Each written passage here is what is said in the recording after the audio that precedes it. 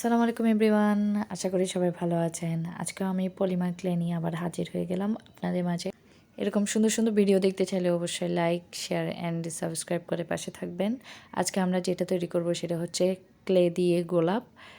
খুব সুন্দর একটি প্রসেস এবং খুব সহজে এখানে দেখানো হয়েছে। প্রথমে হচ্ছে আমরা গোল গোল করে বিভিন্ন শেপ দিয়ে করে নিয়েছি।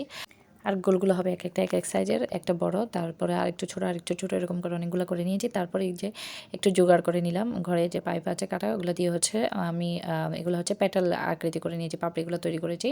সামান্য একটু প্রেশার দিয়ে করলে হয়, বেশি প্রেশার দিতে হয় না, জাস্ট একটু আমার কাজটা করার জন্য যতটুক দরকার ওটুকুই আমি করে নিয়েছি।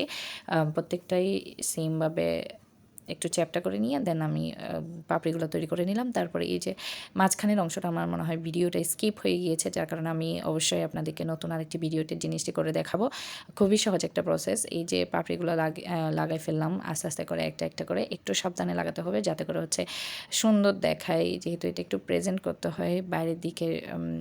একটু হাতের সাথে আলতো করে হচ্ছে অ্যাটাচ করে নিতে হবে প্রত্যেকটা পাপড়িকে, আর একটার উপর একটা দেওয়া যাবে না, একটু উঁচা নিচু এরকম করে একটু দিতে হবে যাতে করে ফুলটা একটু ছড়ানো দেখায়। সো আস্তে আস্তে করে এই যে দেখে নিলেন আমি পাপড়িগুলোকে সেটিং করে নিলাম। সেটিং করে নেওয়ার পর এই যে আমাদের গোলাপ তৈরি করা প্রায় সম্পূর্ণ শেষ।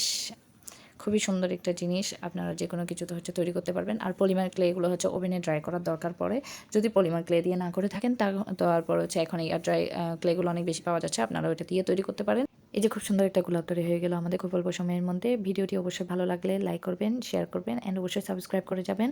নতুন ভিডিও আপলোড হবে খুব শীঘ্রই, সেই পর্যন্ত ভালো থাকবেন অবশ্যই। আল্লাহ হাফেজ।